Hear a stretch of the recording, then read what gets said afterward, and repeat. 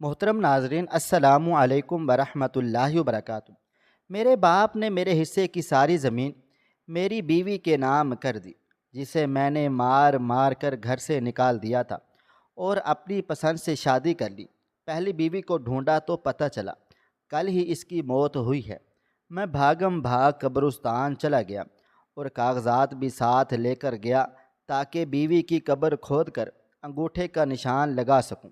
آدھی رات کو میں نے اس کی قبر کھودنا شروع کی، لیکن جب قبر کھلی تو سامنے کا منظر دیکھ کر میں خود قبر کے اندر جا۔ آواز بند۔ بالکل، میں اپنی بیوی کو دیکھتے ہوئے غرا کر بولا تھا، جبکہ وہ میرے آگے ہاتھ جوڑے بیٹھی تھی، بال بکھرے ہوئے حال بے حال میں۔ میں نے ابھی اسے بہت بری طرح سے مارا پیٹا تھا۔ وہ مجھے دیکھتے ہوئے بولی تھی، خدا کے لیے سائیں سرکار مجھے معاف کر دیں، میری اس میں کوئی بھی غلطی نہیں ہے۔ میں نے آپ کے کپڑے نہیں جلائے، میں تو ابھی استری کر کے کچن میں گئی تھی، لیکن جب واپس آئی تو یہ جلا ہوا تھا۔ اس کی باتیں سن کر مجھے ایک بار پھر غصہ چڑھا ہوا تھا اور میں نے ایک گھماتا ہوا سناٹے دار تھپڑ اس کے منہ پر رسید کر دیا تھا، جس کی تاب نہ لاتے ہوئے وہ اس پل ہی زمین بوس ہو گئی تھی۔ میں اس کو دیکھتے ہوئے بولا تھا، آواز نہیں آئی، مجھے تمہاری زہر لگ رہی ہو تم، بہت جلد تمہارا بندوبست کروں گا اور اپنے گھر سے نکال دوں گا، صرف اپنے باپ کی وجہ سے مجبور ہوں، لیکن وہ دن دور نہیں جب تمہارا یہاں آخری دن ہوگا۔ میری بات سن کر وہ چیخ چیخ کر رونے لگ گئی تھی، جبکہ میں اس سے دھکا دے کر کمرے سے نکل گیا تھا۔ دل و دماغ بالکل بھی کام نہیں کر رہا تھا۔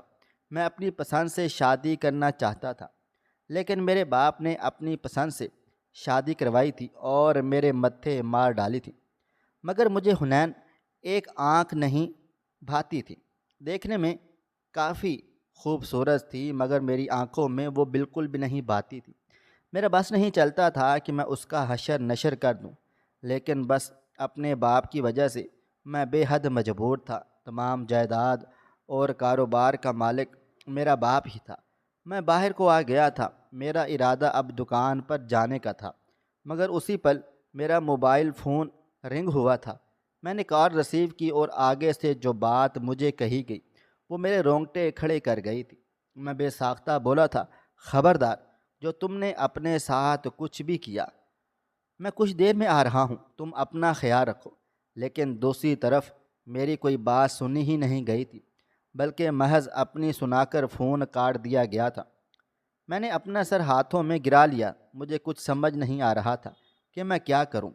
چند لمحے میں نے وہیں کھڑے ہو کر اس بارے میں سوچا تھا اور پھر یکدم فیصلہ لے کر میں گھر کے اندر چلا گیا تھا۔ گاڑی نکال کر میں نے رخ غریب بستی کی طرف کیا تھا۔ آج میں آر یا پار کر دینا چاہتا تھا، بہت ہو گیا تھا، میں نے بہت برداشت کر لیا تھا۔ میری بھی زندگی تھی جسے میں اپنی مرضی کے مطابق جینا چاہتا تھا۔ اب میں ڈر ڈر کر آگے کی زندگی طے نہیں کرنا چاہتا تھا۔ یہی سوچ کر میں نے اپنے ارادے مضبوط کر لیے تھے، اس بات سے بے خبر کہ میری زندگی میں کیسا طوفان برپا ہونے والا ہے۔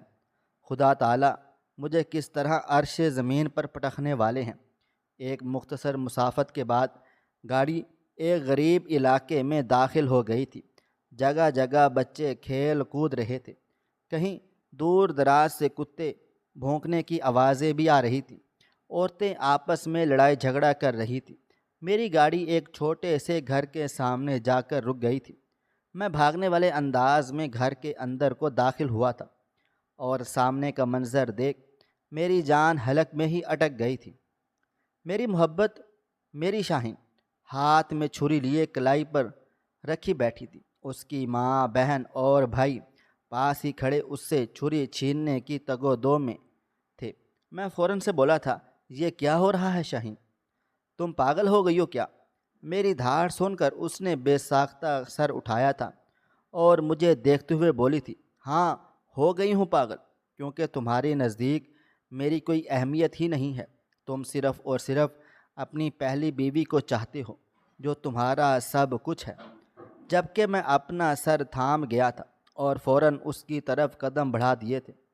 لیکن وہ بے اختیار اپنے قدم پیچھے لے کر چلی گئی تھی اور مجھے دیکھتے ہوئے بولی تھی، خبردار ذوالفقار، جو تم میرے قریب آ گئی، آج میں خود کو مار کر ہی دم لوں گی۔ تمہارے نزدیک میری کوئی اہمیت نہیں ہے نا؟ میں تمہارے لیے ایک بیکار شے کی مانند ہوں۔ آج میں تمہیں اپنا آپ ختم کر کے ہی دکھاؤں گی۔ میں اس کی جانب دیکھتے ہوئے بولا تھا، خدا کے لیے چھری نیچے رکھو، بابا کو میں راضی کر رہا ہوں، وہ مان جائیں گے۔ اسلام میں مرد کو 4 شادیوں کی اجازت ہے، تم بھلا کیوں فکر کر رہی ہو؟ جبکہ وہ فوراً سے بولی تھی، خاموش رہیں آپ کے نزدیک میں کچھ بھی نہیں ہوں۔ اگر آپ کو اتنی ہی محبت ہوتی تو اپنی پہلی بیوی کو چھوڑ کر مجھے اپنا نہ لیتے، لیکن آپ مجھے اس کی سوتن بنانا چاہتے ہیں۔ میں کسی کی سوتن نہیں بنوں گی، مجھے صرف اور صرف آپ کی بیوی ہی بننا ہے، کسی کی سوتن نہیں۔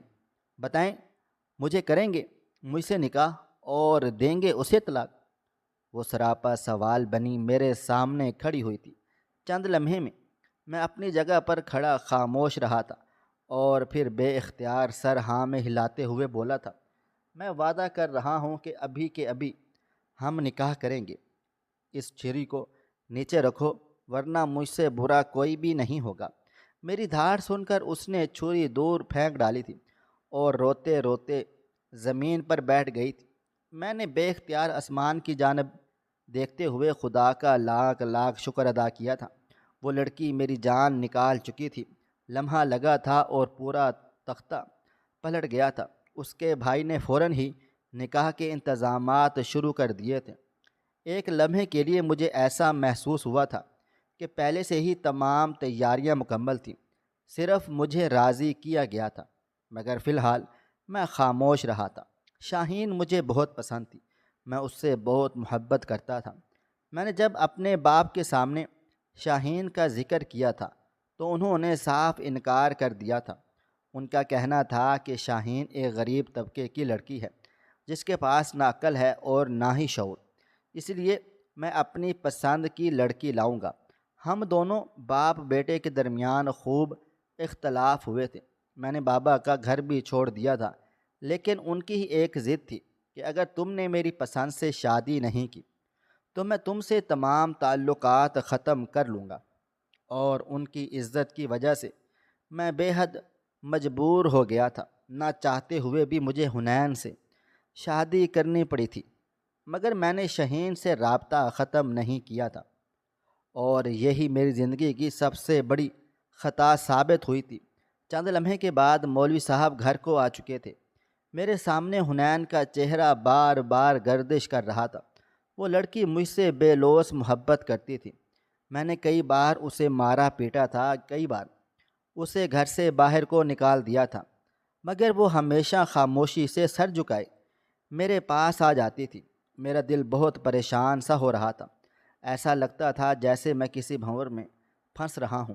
ایک لمحے کے لیے دل کیا کہ بابا جان کو کال کر کے تمام حالات سے آگاہ کر دیتا ہوں، لیکن میں چاہ کر بھی ایسا نہیں کر پایا تھا، کیونکہ مجھے معلوم تھا کہ اگر میں ایسا کروں گا تو میرے بابا جان شاہین کی پوری فیملی کو پولیس کے حوالے کروا دیں گے، اور میں کوئی ایسی ویسی غلطی نہیں کرنا چاہتا تھا جس سے میری محبت مصیبت میں آ جائے۔ مولوی صاحب نے جیسے ہی مجھ سے سوالات کرنا شروع کیے، میرا دم گھٹنے لگا تھا۔ بس نہیں چل رہا تھا کہ میں یہاں سے بھاگ جاؤں۔ نہ جانے کیوں مجھے شاہین کے ارادے کچھ ٹھیک نہیں لگ رہے تھے۔ حنین سے شادی کے وقت مجھے غصہ تھا، لیکن ایسی بے چینی نہیں تھی۔ مگر اب جس بے چینی میں مبتلا ہو گیا تھا وہ واضح طور پر احساس دلا رہی تھی کہ آگے میرے لیے بہت بڑی قیامت تیار کھڑی ہے۔ قبول ہیں کہتے ہی میں نے اپنا سر جھکا دیا تھا۔ نکاح مکمل ہوتے ہی دعا کروائی گئی تھی اور مولوی صاحب اجرت لے کر چلے گئے تھے۔ اس چھوٹے سے گھر میں رونق سی آ گئی تھی، مگر میرا دل کافی ویران ہو رہا تھا۔ مجھے میری محبت مل چکی تھی، میں نے نکاح کر لیا تھا، لیکن وہ خوشی مجھے محسوس نہیں ہو رہی تھی جس کا میں حقدار تھا۔ کافی دیر تک میں خاموشی سے بیٹھا رہا تھا۔ شاہین کی اماں نے مجھے مخاطب کیا، تو میں ان کی طرف متوجہ ہوا تھا۔ وہ مجھے دیکھتے ہوئے بولی تھی، اب تم بتاؤ، رخصتی لے کر جاؤ گے یا پھر ابھی کچھ دن ٹھہرو گے؟ میں جواب دیتا اس سے پہلے ہی شاہین بولی تھی، میں ذوالفقار کے ساتھ جاؤں گی، چاہے کچھ بھی ہو جائے۔ میں اب ان کی ذمہ داری ہوں، بہتر ہوگا کہ میں ان کے ساتھ ہی رہوں۔ آپ کو کوئی اعتراض ہے؟ اس کا دو ٹوک انداز دیکھ میں نے سر کو نفی میں ہلا دیا تھا۔ اب بھلا مجھے کیا اعتراض ہو سکتا تھا؟ وہ میرے نکاح میں آ چکی تھی، میری بیوی بن گئی تھی، میں اب اس سے لا تعلق ہو ہی نہیں سکتا تھا۔ میرے بابا جان غیرت کے معاملے میں بہت خوددار تھے، اور ان کا ہی خون مجھ میں بھی شامل حال تھا۔ ہم اپنی عورتوں کی حفاظت خود کیا کرتے تھے۔ تھوڑی دیر کے بعد کھانے کا دسترخوان سجا دیا گیا تھا۔ میں نے دل مار کر 2 لقمے اپنے حلق میں اتارے تھے، ورنہ میرا دل بالکل بھی نہیں چاہ رہا تھا۔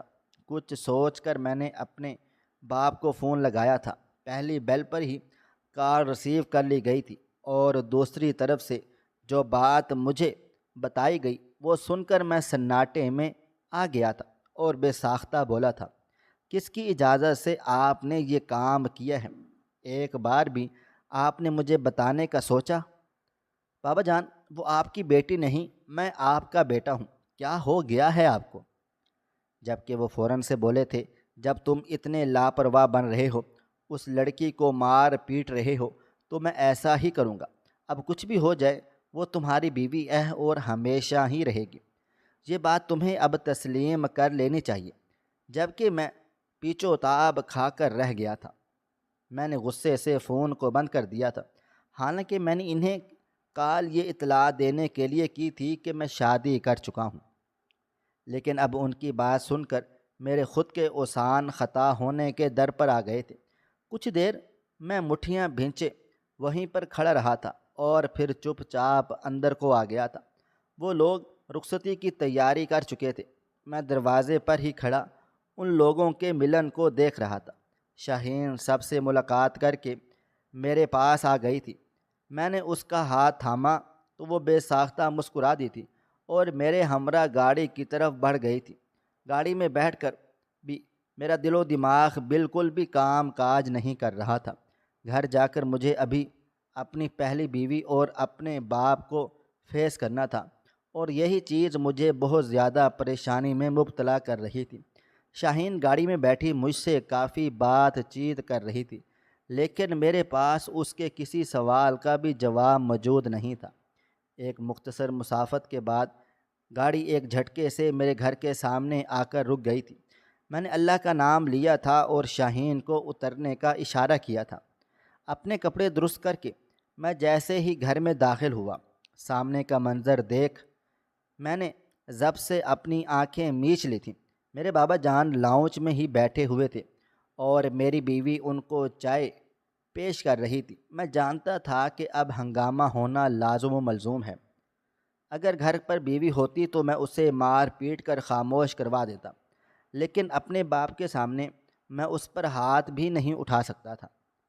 میں نے انہیں دھیمی آواز میں سلام کیا تو انہوں نے بے ساختہ سر اٹھا کر مجھے دیکھا تھا اور پھر اپنی جگہ سے کھڑے ہو گئے تھے۔ شاہین لال دوپٹہ پہنے میرے پیچھے ہی کھڑی ہوئی تھی۔ وہ مجھے دیکھتے ہوئے سوالیہ انداز میں بولے تھے، یہ لڑکی کون ہے اور تم اس کے ساتھ کیا کر رہے ہو؟ میری بیوی بھی ہماری طرف ہی متوجہ تھی۔ میں کچھ بھی کہتا اس سے پہلے ہی شاہین میرے آگے آئی تھی اور میرے باپ کو دیکھتے ہوئے بولی تھی، میں ان کی بیوی ہوں اور اسی لیے ان کے ساتھ کھڑی ہوں، آپ کو کوئی مسئلہ؟ اس کی بات سن کر بابا جان دھاڑ کر بولے تھے، دماغ درست ہے تمہارا؟ کس قسم کی باتیں کر رہی ہو تم؟ اور ذوالفقار یہ کیا بول رہی ہے؟ ان کا سخت لہجہ سن کر میں نے شاہین کو ایک نگاہ دیکھا تھا اور پھر فوراً بولا تھا، شاہین تم روم میں جاؤ، میں آتا ہوں۔ جبکہ وہ فوراً سے بولی تھی، میں کہیں نہیں جاؤں گی، ساری بات میرے سامنے ہوگی اور آپ ابھی کے ابھی اپنی اس بیوی کو طلاق دیں گے، اس کے بعد ہی میں آپ کے ساتھ زندگی کا آغاز کروں گی، ورنہ آپ تو جانتے ہی ہیں کہ میں کیا کر سکتی ہوں۔ اس کی بات سن کر میں غصے سے بولا تھا، آواز نہیں آ رہی تمہیں؟ میں کیا بول رہا ہوں؟ میرا غصے بھرا لہجہ سن کر اس نے ایک نگاہ میرے وجود پر ڈالی تھی اور پاؤں پٹک کر کمرے کے اندر چلی گئی تھی۔ اس کے جاتے ہی بابا جان مجھے دیکھتے ہوئے بولے تھے، میں کچھ پوچھ رہا ہوں ذوالفقار، یہ سب کیا ہے؟ کون ہے یہ لڑکی؟ تمہیں اپنا شوہر کیوں بول رہی ہے؟ میں نے گہری سانس ہوا کے سپرد کی تھی اور اپنی باپ کی آنکھوں میں آنکھیں ڈال کر بولا تھا، میں نے آپ سے پہلے ہی کہہ دیا تھا کہ میں اپنی پسند سے شادی کروں گا، لیکن آپ کی نگاہ میں امیر اور غریب بہت زیادہ معنی رکھتے ہیں، اس لیے میں نے اپنی مرضی سے اس لڑکی سے شادی کر لی ہے۔ میری بات سن کر بابا جان کو سانپ سونگھ گیا تھا، جبکہ میری بیوی کے ہاتھ میں موجود چائے کی ٹرے نیچے گر چکی تھی۔ اس نے بے ساختہ دیوار کا سہارا لیا ہوا تھا، ورنہ وہ اس پل ہی زمین بوس ہو جاتی۔ میں مزید کچھ کہتا اس سے پہلے ہی میرے بابا جان بولے تھے، تم ایک ناہنجار اولاد ہو، کس نے کہہ دیا کہ مجھے امیر اور غریب سے مسئلہ مسائل ہیں؟ تمہیں معلوم ہے تمہاری بیوی؟ وہ کہتے کہتے خاموش ہو گئے تھے اور مجھے دیکھتے ہوئے بولے تھے، کیا ہی بتاؤں میں تمہیں؟ تم اس قابل ہی نہیں ہو کہ کبھی تمہیں حقیقت پتہ چل سکے۔ ابھی کہ ابھی اس لڑکی کو یہاں سے لے کر چلے جاؤ، میں اپنے گھر میں اس لڑکی کو بالکل بھی جگہ نہیں دوں گا۔ حد ہو گئی ہے تماشے کی، میری بہو صرف اور صرف حنین ہے، اس کے علاوہ اور کوئی بھی نہیں۔ اگر تم نے بد لحاظی کرنے کی جرت کی تو یاد رکھنا، اس گھر کے دروازے میں تم پر بھی بند کر ڈالوں گا۔ ان کی بات سن کر میں چند لمحے کو خاموش رہا تھا۔ فی الحال میں انہیں کچھ بھی نہیں کہہ سکتا تھا۔ وہ مزید کچھ کہتے اس سے پہلے ہی میری پہلی بیوی میرے باپ کو دیکھتے ہوئے بولی تھی، اب کوئی فائدہ نہیں ہے ابو، وہ لڑکی ان کی بیوی بن چکی ہے۔ طلاق اللہ کے نزدیک ایک برا عمل مانا جاتا ہے۔ آپ گناہ گار مت بنیں، ٹھیک ہے؟ جو خدا کو منظور تھا وہ ہو چکا ہے، اس طلاق لفظ کا استعمال اپنی زبان سے مت کریں۔ یہ بول کر وہ ٹھہری نہیں تھی اور اپنے کمرے میں چلی گئی تھی، جب اچانک میرے باپ نے ایک زناٹے دار تھپڑ میرے منہ پر رسید کر دیا تھا اور مجھے دیکھتے ہوئے بولے تھے کہ تم اس لڑکی کے قابل ہی نہیں تھے، اس لیے اپنے لیے گند اٹھا کر لائے ہو۔ خدا تمہیں کبھی بھی معاف نہیں کرے گا، تم نے حنین کے ساتھ اچھا نہیں کیا۔ وہ بول کر ٹھہرے نہیں تھے بلکہ گھر سے بھی جا چکے تھے۔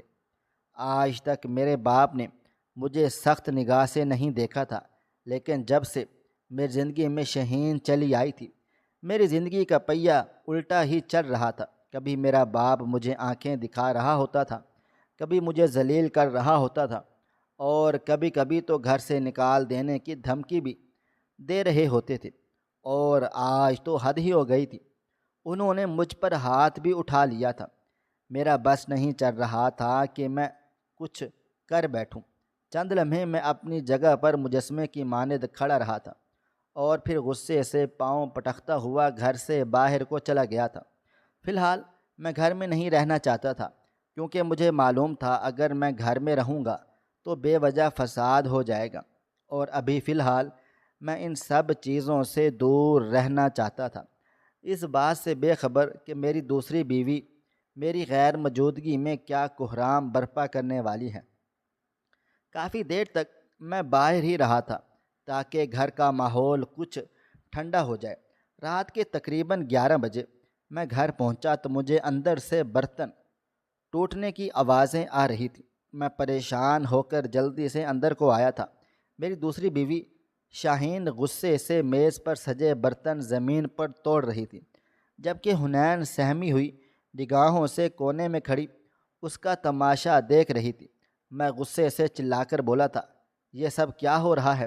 دماغ درست ہے تمہارا؟ کیا کر رہی ہو تم؟ میرا غصے بھرے لہجہ سن کر وہ میری طرف متوجہ ہوئی تھی اور روتے ہوئے میرے سینے سے لگ گئی تھی۔ میں حیران و پریشان اس کا یہ انداز دیکھ رہا تھا۔ وہ روتے ہوئے بولی تھی، آپ کی پہلی بیوی مجھ پر ہاتھ اٹھا رہی ہے، مجھے بول رہی ہے کہ میں تمہیں اس گھر میں نہیں رہنے دوں گی۔ ابھی وہ مجھے گھر سے نکالتی اس سے پہلے ہی میں نے برتن توڑنا شروع کر ڈالے تھے، اس لیے وہ ٹھہر گئی، ورنہ اس کا بس نہیں چل رہا تھا کہ مجھے گھر سے ابھی کہ ابھی نکال دے۔ اس کی بات سن کر میں نے اسے حیران ہو کر دیکھا تھا۔ کوئی توے پر بیٹھ کر بھی ایسی بات کہتا تو میں یقین نہیں کرتا، کیونکہ حنین بہت ہی معصوم اور سادہ مزاج طبیعت لڑکی تھی، اللہ کے احکام کی پیروی کرنے والی۔ وہ کبھی ایسا نہیں کر سکتی تھی، مگر مجھ سے شاہین کا رونا نہیں دیکھا جا رہا تھا۔ میں غصے سے حنین کی طرف بڑھا تھا اور اس کو دیکھتے ہوئے سوالیہ بولا تھا، کیا بول رہی ہے حنین؟ تمہارے بہت پر نکل آئے ہیں، تمہاری ہمت کیسے ہوئی میری بیوی پر ہاتھ اٹھانے کی؟ جبکہ وہ زارو قطار روتے ہوئے بولی تھی، خدا کی قسم میں نے کچھ بھی نہیں کیا، میں صرف اور صرف شاہین کو بلانے گئی تھی کہ آ کر کھانا کھا لیں، مگر اس نے آتے ساتھ ہی سارے برتن توڑ دیے ہیں۔ میں نے وجہ پوچھی تو کہنے لگی کہ ابھی تمہیں تمام وجوہات مل جائیں گی، تھوڑا صبر کرو، اور اسی پل آپ آ گئے ہیں۔ وہ مزید کچھ کہتی اس سے پہلے ہی شاہین بولی تھی، دیکھو کس طرح بہانے گڑ رہی ہے، مجھے تو یقین ہی نہیں آ رہا ذوالفقار تمہاری پہلی بیوی اتنی خطرناک ہو سکتی ہے۔ تم بالکل ٹھیک کہتے تھے، یہ ہے ہی آستین کا سانپ۔ وہ مزید کچھ کہتی اس سے پہلے ہی میں نے ایک گھماتا ہوا تھپڑ حنین کے چہرے پر رسید کر دیا تھا اور اس کے بال کھینچتے ہوئے اسے زمین پر پھینک دیا تھا۔ وہ میرے آگے ہاتھ جوڑتے ہوئے بولی تھی، خدا کی قسم میں نے کچھ بھی نہیں کیا ہے، میرے حال پر رحم کھائیں۔ مگر میں اب سننے والا کہاں تھا؟ میں نے بے ساختہ اپنے پینٹ بیلٹ نکالی تھی اور بنا سوچے سمجھے اس کے وجود پر وار کرنے لگ گیا تھا۔ وہ رو رہی تھی، چیخ چلا رہی تھی، میرے آگے ہاتھ جوڑ رہی تھی، لیکن میں سننے والا ہی نہیں تھا۔ میں نے اسے نیلو نیل کر دیا تھا۔ شاہین نے ایک بار بھی اسے بچانے کی کوشش نہیں کی تھی، بلکہ وہ مسلسل مجھے ہی بھڑکائے چلے جا رہی تھی۔ اسے بری طرح مار پیٹ کر میں نے اس کا ہاتھ تھاما تھا اور اسے گھر سے باہر کو نکال دیا تھا۔ وہ دروازہ پیٹ رہی تھی، لیکن میں گھر کے اندر آ چکا تھا۔ میں جانتا تھا کہ میں نے بہت غلط کیا ہے، لیکن اس وقت میری آنکھوں پر صرف اور صرف شاہین کی محبت کی پٹی بندھی ہوئی تھی۔ میرے اندر آتے ہی وہ میرے سینے سے لگتے ہوئی بولی تھی، مجھے یقین ہی نہیں آ رہا کہ آپ مجھ سے اتنی محبت کرتے ہیں۔ آپ نے بالکل ٹھیک کیا، یہ لڑکی ہم دونوں کے درمیان ناسور بن جاتی۔ اب بے فکر رہیں، میں آپ کے بابا کا دل بھی جیت لوں گی اور پھر یہ تمام جائیداد آپ کے نام ہو جائے گی۔ وہ مسکراتے ہوئے بولی تھی۔ ایک لمحے کے لیے میں نے ٹھٹک کر اس کے چہرے کو دیکھا تھا، نہ جانے کیوں مجھے کچھ گڑبڑ سی محسوس ہوئی تھی۔ میری اور حنین کی شادی کو 3 سال کا عرصہ بیت گیا تھا، لیکن اس 3 سال کے درمیان حنین نے کبھی بھی مجھ سے جائیداد کا مطالبہ نہیں کیا تھا، بلکہ اس متعلق تو وہ بات تک نہیں کرتی تھی۔ کئی بار میں نے اسے ہی بولا تھا کہ تم جا کر بابا جان سے جائیداد کی بات چیت کرو، لیکن وہ اس بات کو کبھی بھی اپنی زبان پر نہیں لاتی تھی۔ اور شاہین پہلے ہی دن ایسی بات کر رہی تھی کہ میں دنگ رہ گیا تھا۔ فی الحال میں اس کے ساتھ ڈائننگ پر بیٹھ چکا تھا اور اس کو دیکھتے ہوئے بولا تھا کہ مجھے کھانا دو، مجھے بھوک لگ رہی ہے، جبکہ وہ فوراً ہی بولی تھی، میں کیوں کھانا دوں، میں تو نئی نویلی دلہن ہوں، کیا ہو گیا ہے آپ کو؟ جبکہ یکدم میری آنکھوں کے سامنے ایک چھوٹا سا منظر لہرایا تھا۔ شادی کی رات حنین نے خود میرے لیے کھانا لگایا تھا۔ میں نے فوراً ہی اپنا سر جھٹک دیا تھا اور چپ چاپ اٹھ کر کھانا نکالنے لگا تھا۔ وقت دھیرے دھیرے گزرتا چلا جا رہا تھا۔ 2 گھنٹے کے بعد بابا جان کی کال آئی تھی۔ انہوں نے مجھے اطلاع دے دی تھی کہ وہ اپنے گھر والوں کے پاس پشاور چلے گئے ہیں، جبکہ میں نے شکر ہی منایا تھا، کیونکہ اگر انہیں ذرا بھی حنین کے بارے میں اطلاع مل جاتی تو وہ میرا حال بے حال کر دیتے۔ وقت اور تیزی سے گزرتا چلا جا رہا تھا۔ حنین کہاں گئی تھی مجھے کچھ علم نہ تھا۔ میں نے یہی تصور کر لیا تھا کہ وہ اپنے باپ کی طرف چلی گئی ہوگی۔ آج تک میں نے اپنے سسرال والوں کو کبھی نہیں دیکھا تھا۔ بابا جان نے ہی میری شادی کروائی تھی اور وہی حنین کے گھر والوں کو جانتے پہچانتے تھے۔ شادی میرج ہال میں ہوئی تھی، اس لیے مجھے بالکل بھی علم نہیں تھا کہ حنین کہاں رہتی ہے۔ ان 3 سال کے درمیان وہی اکیلے اپنے ماں باپ سے ملاقات کر کے آ جاتی تھی۔ میں نے کبھی بھی جانے کی نہ خواہش کی تھی اور نہ ہی اس نے مجھے کبھی بولا تھا، کیونکہ وہ میرے دل و دماغ سے بخوبی واقف تھی۔ کچھ دنوں سے مجھے بہت بے چینی سی ہونے لگ گئی تھی۔ رات کو نہ نیند آتی تھی اور نہ ہی دن سکون سے۔ شاہین کے ساتھ زندگی گزر رہی تھی، لیکن سکون کہیں کھو سا گیا تھا۔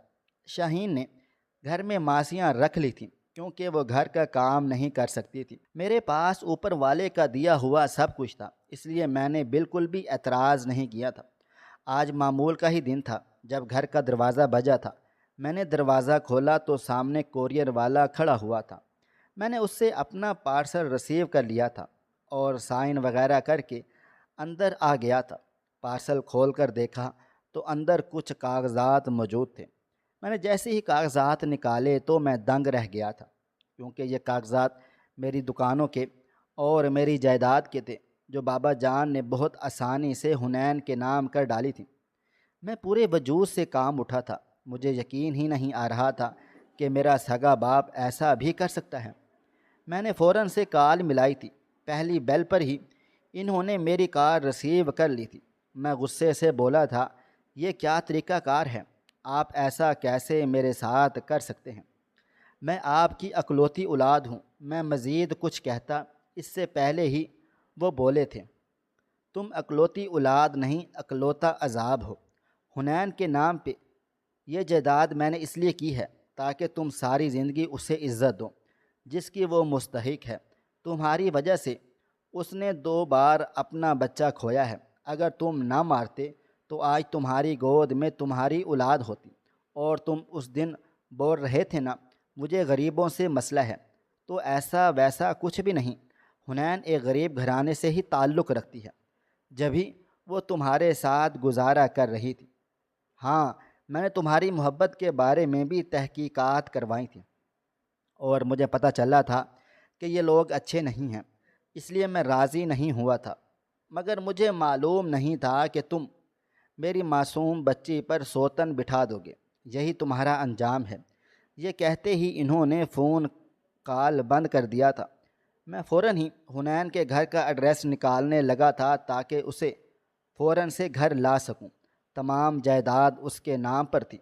میں تباہ و برباد ہو سکتا تھا۔ ایڈریس معلوم کرنے پر جو خبر مجھے ملی تھی وہ میرے 14 طبق روشن کر گئی تھی۔ ایسا لگتا تھا جیسے کسی نے میرا دل مٹھی میں لے کر مسل دیا ہو۔ لاکھ اختلاف سہی، لاکھ نفرت سہی، مگر وہ میری بیوی تھی۔ اس کے گھر والوں کا کہنا تھا کہ وہ مر چکی ہے۔ جس دن وہ روتے پیٹتے ہمارے گھر آئی تھی اسی دن اس کو ہارٹ اٹیک آ گیا تھا اور وہ خالق کی حقیقی سے جا کر مل گئی تھی۔ یہ خبر نہیں بلکہ میرے لیے موت کا پروانہ تھا۔ تمام جائیداد اس کے نام تھی۔ میں کیا کرتا؟ مجھے بھی کچھ سمجھ نہیں آ رہا تھا۔ میں نے قبرستان کا پتہ معلوم کر لیا تھا۔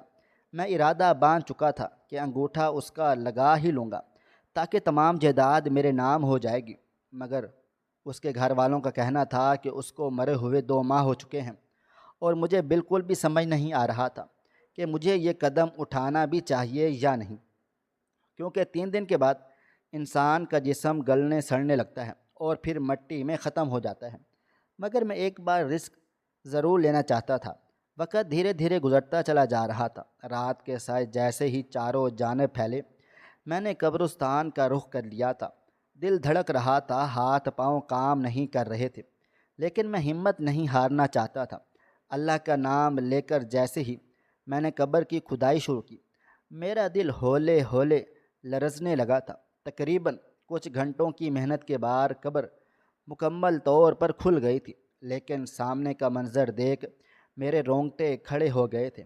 ایسا لگ رہا تھا جیسے پورا وجود ساکت ہو چکا ہو۔ میری بیوی کا وجود ابھی تک بالکل ویسے کا ویسا ہی تھا، اس کا کفن تک بھی میلا نہیں ہوا تھا۔ میں بے یقین نگاہوں سے اس کے جنازے کو دیکھ رہا تھا۔ آنکھوں سے آنسو بھل بھل بہنا شروع ہو گئے تھے۔ ایک عجیب سی رکت میرے پورے وجود پر طاری ہوتی چلی جا رہی تھی۔ میں بے بس ہو کر وہیں بیٹھ گیا تھا۔ شادی کے 3 سال میری آنکھوں کے سامنے گھومنے لگ گئے تھے۔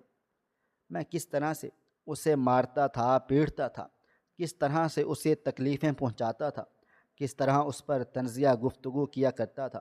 مجھے اپنا آپ نہ جانے کیوں ختم ہوتا ہوا محسوس ہو رہا تھا۔ میں نے سن رکھا تھا کہ وہ لوگ جو بہت نیک ہوتے ہیں، اللہ کے قریب ہوتے ہیں، جن کا اللہ کفن تک میلا نہیں کرتا۔ میں نے گہری سانس ہوا کے سپرد کی تھی اور فوراً سے واپس قبر بند کر ڈالی تھی۔ میں نے کوئی انگوٹھا نہیں لگوایا تھا۔ ایسا لگتا تھا کہ میرا دل بدل گیا ہو۔ کئی دن تک میں بالکل خاموش رہا تھا۔ شاہین مجھ سے بات چیت کرتی تھی، لیکن میں اس کی بات کا جواب نہیں دے پاتا تھا، کیونکہ اب مجھے واضح طور پر اپنی دونوں بیویوں میں فرق محسوس ہونا شروع ہو گیا تھا۔ حنین ہیرا تھی اور شاہین اس کے سامنے پانی بھرنے والی تھی۔ چند دن کے بعد میں نے تنگ آ کر شاہین کو تمام سچائی بتا ڈالی تھی کہ یہ جائیداد، یہ روپے پیسہ، یہ سب میری پہلی بیوی کے نام پر ہے، اور وہ اسی وقت ہتھے سے اکھڑ گئی تھی۔ اور جب اسے معلوم ہوا کہ وہ مر چکی ہے، تب اس نے مجھ سے طلاق مانگ لی تھی، کیونکہ یہ جائیداد اب میری نہیں رہی تھی۔ میں حیران و پریشان تھا۔ اس کے پل پل بدلتے رویے پر میں دنگ سا رہ گیا تھا، اور پھر میں نے تنگ آ کر اسے طلاق دے دی تھی۔ میں بالکل اکیلا ہو چکا تھا۔ میرے بابا جان کچھ دن کے بعد آ کر مجھے تمام سچائی بتا چکے تھے کہ یہ جائیداد اب بھی میرے ہی نام ہے۔ وہ محض جعلی کاغذات تھے، لیکن جو منظر میں نے قبل کھول کر دیکھا تھا وہ میری آنکھوں سے کبھی بھی اوجھل نہیں ہو پاتا۔ میری آنکھوں میں وہ منظر بس سا گیا ہے۔ مرنے کے بعد مجھے بھی اللہ تعالیٰ کو جواب دینا ہے، اور یہی تمام باتیں مجھے خوفزدہ کرتی ہیں کہ کیا میرا بھی کفن اسی طرح تر و تازہ رہے گا، یا پھر مجھ پر عذاب نازل ہوگا۔ لیکن اس سوال کا میرے پاس کوئی جواب نہیں ہے۔ میں تمام اہل مسلمان بھائیوں کو پیغام دینا چاہتا ہوں، خدارا اپنی بیویوں کی عزت کرو، انہیں جانور نہیں انسان سمجھو۔ خدا تعالیٰ نے اس کو تمہاری پسلی سے پیدا کیا ہے، اس کو اپنا ہی وجود سمجھو۔ جو مرد اپنی بیویوں کو جوتے کی نوک پر رکھتے ہیں، ساری زندگی میری طرح پچھتاتے ہیں۔ میرے پاس اب سب کچھ ہے، مگر نہ سکون ہے اور نہ ہی نیند۔ میں ہر وقت مصلے پر گرا رہتا ہوں تاکہ مجھے معافی مل جائے، اور مجھے پورا یقین ہے میرا رب العالمین مجھے معاف کر ڈالے گا۔ محترم ناظرین، آپ کو آج کی کہانی کیسی لگی؟ کمنٹ باکس میں اپنی رائے کا اظہار کریں۔ خواہش صرف اتنی ہے کہ کچھ الفاظ لکھوں جس سے کوئی گمراہی کے راستے پہ جاتے جاتے رک جائے، اور نہ بھی رکے تو سوچ میں ضرور پڑ جائے۔ پیارے دوستوں، امید کرتا ہوں کہ آپ کو یہ ہماری آج کی کہانی پسند آئی ہوگی۔ کہانی پسند آئی ہو تو ویڈیو کو لائک کریں، کومنٹس کریں، شیئر کرنا بالکل بھی نہ بھولیں۔ اور ہاں، اگر آپ اس چینل پر نئے ہیں تو اس چینل کو سبسکرائب ضرور کر لیں، اور نوٹیفیکیشن کو ضرور دبا دیں تاکہ آنے والی کہانی سب سے پہلے آپ کو مل سکے۔ ملتے ہیں کل ایک نئی اور دلچسپ کہانی کے ساتھ۔ تب تک اپنا ڈھیر سارا خیال رکھیے گا۔ اللہ حافظ۔